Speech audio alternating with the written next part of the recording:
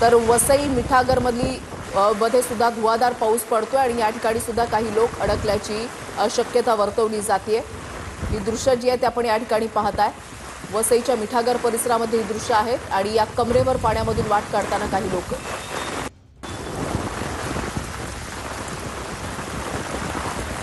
वसईच्या मिठागरला चारही बाजूनं पाण्यानं वेढा टाकलेला आहे आणि 100 कुटुंब आतमध्येच अडकलेले आहेत अशी माहिती मिळते। वसई विरार नालासोपारा परिसरामध्ये अक्षरशः आभाळ फाटल्याप्रमाणे मुसळधार पाऊस पडतोय।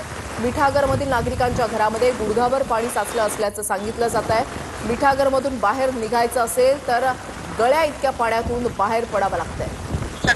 मिठागराला पूर्णपणे पाण्याने वेढा टाकलेला आहे आणि मिठागरामध्ये जवळपास 100 लोकांची वस्ती आहे। पूर्ण नागरिक जे आहेत हे पाण्याखाली अडकलेले आहेत।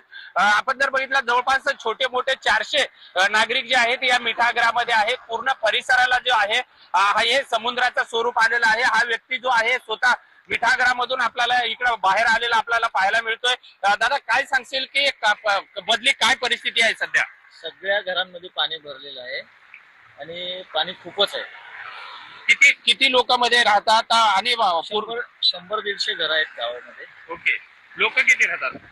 प्रत्येक घरामध्ये आता लोक प्रत्येक घरामध्ये भरपूरच आहेत। ओके, परिवार असला म्हणजे माणसं असणं नाही। आणि इथं प्रशासन वगैरे कोणी आलं होतं का? तुम्हाला काय त्यांनी माहिती दिली का? अजूनपर्यंत तर आम्हाला असं काही अपडेट नाही। ओके, नाही माहिती। आतली काय परिस्थिती आहे सध्या? आतमध्ये तर सगळी माणसं आहेत, परिस्थिती गंभीर आहे। काय लोकांच्या घरात पाणी वगैरे गेले? हो, पाणी गेलेलं आहे। किती पाणी आहे? गुडघ्या एवढा तरी पाणी आहे। आता तुम्ही आलात ते किती पाण्यामधून बाहेर आलात? आता एवढा गळ्या एवढं पाणी आहे।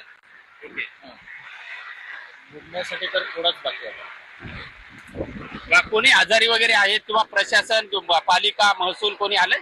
असू शकतो आता प्रत्येक घरामध्ये। इकडे महापालिकेवाले वगैरे कोणी आलते का? तुमच्या जेवणाची वगैरे कशी व्यवस्था आहे? कोण आलेला नाही आता जेवणाचं। तर आता प्रत्येक घरामध्ये तर काही लोक इथे तिथे सेटल होतात, म्हणजे आजूबाजूला ज्यांचा घर उंच आहे त्या घरामध्ये जाऊन येतात। घरामध्ये किती पाणी आहे? घरामध्ये तर गुडघ्या एवढा पाणी आहे। आता या साईडने चालू होते ना गाव, तर या साईडने बरेचसे 70-80 घर आहेत। त्या घरांमध्ये पाणी ऑलरेडी गेलेलं आहे। त्या साईडला थोडस उंच आहे तर त्या साईडचे लोक संपर्क होतोय सगळ्यांचा? संपर्क नाही होते ना, म्हणजे आजूबाजूला राहतात तर संपर्क होतो एकमेकांशी।